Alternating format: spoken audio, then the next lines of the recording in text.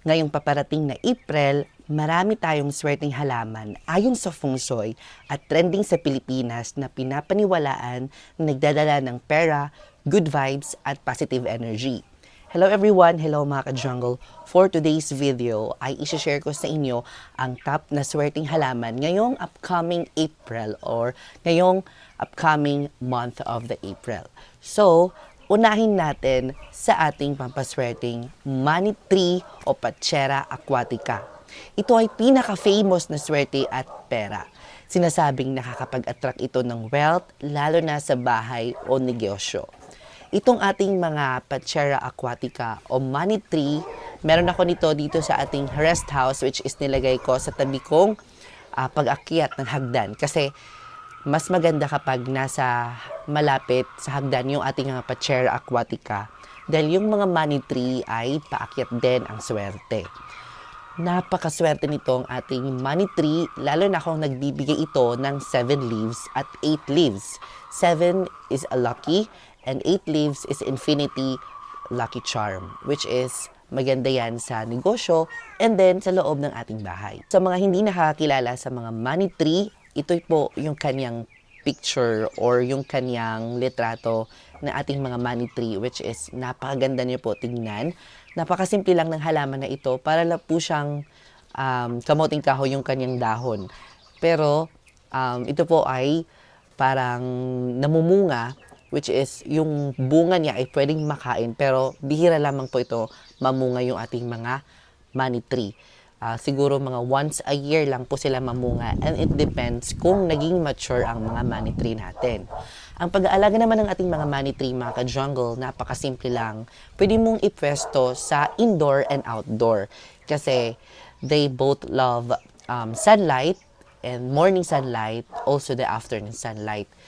And then, ang pagdidilig naman nito, wag mo lang silang i-overwater para hindi matay ang kanilang mga ugat at yung kanilang mga dahon ng ating mga Patchera aquatica. Yung scientific name mga ka-jungle ng ating mga money tree ay Patchera aquatica which means ito po ay pwede manirahan both water and land kasi aquatic po ang ating mga plants na mga money tree. Ang pangalawa naman na ating swerteng halaman ngayong April o upcoming April ay yung ating mga jade plant. Ang scientific name ng ating jade plant is Crassula ovata. So, kilala ito bilang money plant at dahil sa bilog na dahon nito na parang coins, sinisimbolo ito ng yaman. Yes, mga ka-jungle, itong ating mga jade plant, kaya tinawag ito na jade kasi yung kanyang hugis ng dahon ay mukhang jade talaga. So, pinangalan ito sa jade na bato dahil makapal yung dahon niya at isa pa, pag mahulog yung dahon niya, which is pwede siyang gawing bracelet and then pwede siyang gawing kwintas. So, napakaganda po nitong ating mga jade plant. Matagal po ito mamatay dahil sobrang tibay ng halaman na ito. Kaso lang, sensitive lang ito when it comes kung aalagaan ninyo o when it comes to care. So, kapag water requirements sa pag-uusapan, dapat hindi mo siya palaging dinidiligan kasi nagtitipon po siya ng dahon sa kanyang, nagtitipon pa siya ng tubig sa kanyang dahon kaya makapal yung kanyang dahon. Which is, marami po siyang stuck sa kanyang dahon. Kaya naman, marami din ang yung nagsisimula pa lang naghahalaman, nahihirapan sila pagpatubo nito o pag-alaga dahil yung palagi nilang dinidiligan kaya namamatay itong ating mga jade plant. Isa sa pinakamagandang characteristic sa halaman na jade plant ay isa itong succulent.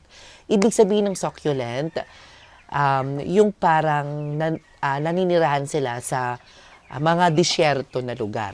So, ibig sabihin kung disyerto ang lugar, hindi sila mahilig sa tubig. Maganda ito para sa mga busy person o sa mga may trabaho kung gusto niyo mag-alaga ng mga plants na pampaswerte ngayong April. Ang pangatlo naman mga ka-jungle, itong ating mga lucky bamboo. So, meron ako nitong lucky bamboo na nakatanim dito sa tubig. Ayan o. Napakaganda niya. Healthy and then yung lucky bamboo na ito is variegated or variegata. So, ibig sabihin ng variegated, ito po ay may puti na dahon. May puti sa kanyang dahon, no? Yun. So, tatlo yung tinanim ko dito. So, ang Lucky Bamboo, merong tatlong stalk, which is may meaning siya. Love, happiness, and wealth. Kaya pwede kayong gumawa nito di sa inyong mga tahanan. Kung meron kayong mga Lucky Bamboo, pwedeng mag-cut kayo, i-propagate nyo dito sa water. No? Kasi napakaganda nito sa ating table. Pwedeng ilagay nyo dito sa center table. Tinatawag nito na fortune plant, yung ating mga Lucky Bamboo. Very popular itong ating mga Lucky Bamboo dahil doon sa China, nilalagay talaga ito sa mga pampaswerte. Katulad ng mga business nila. Meron na ako nakita doon sa isang store sa Manila. Ang dami nilang ganito. Lalo na yung mga naka-braids lang na mga Lucky Bamboo. Sobrang dami nilang binebenta sa Tondo, yung mga Chinese store doon. Grabe, sobrang dami yung mga Lucky Bamboo. Kaya naman talaga ay swerte talaga yung ganitong halaman. Ngayong April, since summer season ngayon, maganda magtanim ng ganito sa loob ng bahay. Kasi mabubuhay sila and then, syempre, mainit. So, gusto nila yung parang morning sunlight, yung mga ganitong halaman. And then, nasa loob pa silang bahay. Plus point na din, naswerte itong Lucky Bamboo natin. Kaya, ugaliin na meron din ganitong halaman ngayong upcoming April. Hindi naman to high maintenance kasi lahat ng mga inalagaan ko ng mga Dracena, ito yung pinakamabilis lang alagaan. Ang ating mga Lucky Bamboo, ito ibang variety ito. Malapad yung dahon nito, ito naman manipis yung dahon, pero ito yung original na Lucky Bamboo, which is variegated din siya. Meron din yung hindi variegated. So, napakaswerte nito. Alagaan nyo lang na maganda, ibibigay niya din yung best. Huwag nyo lang palaging didiligan itong ating mga Lucky Bamboo. Katulad ngayon, hindi ko siya dinidiligan muna pag nasa indoor kasi hindi naman palagi siyang na-expose sa sunlight. Although, pwede siyang diligan kung nasa outdoor. Pero pag nasa indoor, so alternate lang ang pagdidilig nito. So yan yung ating swerte ngayong April, itong ating mga Lucky Bamboo. Ang sunod naman na swerte ngayong upcoming April of the month, Golden Pothos o tinatawag na Devil's Ivy. Pampapasok ito ng pera at positive energy. Madaling alagaan kahit indoor. Of course, itong mga money plant, alam ko kilala nyo na ito kasi sobrang popular nito during pandemic era. Nung 2019 to 2022, sobrang famous nito. Siguro lahat ng bahay meron nito dati. Binabarter ito. Ito yung ginagamit ng mga interior designer para merong mga house plant sa loob ng bahay. Dahil isa itong lucky charm. Lalo na sa may mga puti na bahay, bagay na bagay ito. Yung pag-aalaga dito, simple lang. This is neglecting house plant o sinasabi nila kahit hindi nyo alagaan, tutubo kahit saan ito. Kahit yun lang, tinapon yung stock niya nito, tutubo siya kahit saan. Kasi this is a forgiving plants. Tinatawag na forgiving plants, which is isa itong thriving kahit saan. So, they thrive both water and soil. Kasi tinatawag din ito na aquatic plant.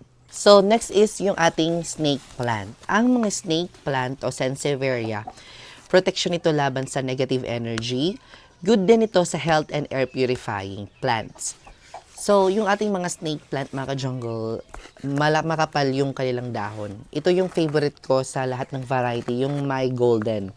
Dito sa gilid. Ito yung Sansevieria transfisiada variegata. Pero, yung variegation niya is gold, which is medyo expensive siya sa mga snake plant. So, yung ating mga snake plant, top 1 na air purifying plants, which is yung space lily at ito. Kasi nga, makapal yung dahon, matagal siya mamatay, then yung isang dahon niya ay yung 10 ganitong halaman, which is katumbas daw ng isang aircon. Maniniwala ba kayo nito? Pero ako totoo. Kasi itong mga snake plant, nagbibigay ng ng magandang kahalumigmigan sa loob ng bahay. Kung nagbibigay siya ng ng magandang hangin, nagbibigay rin ito ng swerte and protection. Lalo na yung mga snake plant natin na mga iba't ibang, yung snake plant na maninipis yung dahon. Yan yung nagtataboy ng negative energy. And then, nagpo-protect din sa loob ng bahay. So, ang magandang pwesto nito, yung ating mga snake plant, bago kayo pumasok sa loob ng bahay, meron kayo ditong ating mga sansevieria o snake plant. So, this is very good for investment then, kasi pwede mo itong ibenta sa market. Then, pwede mo din itong ipamigay sa mga gift for your auntie na mahilig maghalaman. Kasi kapag ibibigay mo daw ang isang bagay, swerte daw yan sa kanila. Sunod naman ay ang ating peace lily, pang-anim. Ang peace lily para sa peace, calm, energy, at good luck. So maganda ito sa loob ng bahay o kwarto. Itong ating mga peace lily, mga ka-jungle, ito hindi pa siya namulaklak. Kasi siguro hinihintay, meron na paano na siya, pabulaklak. So, yung ating mga peace lily, mga ka-jungle, siya yung swerte na halaman which is nagbibigay siya ng peace. Kailangan naman talaga natin ng peace, lalo na ngayon na magulo ang mundo. So, kailangan natin ng peace lily.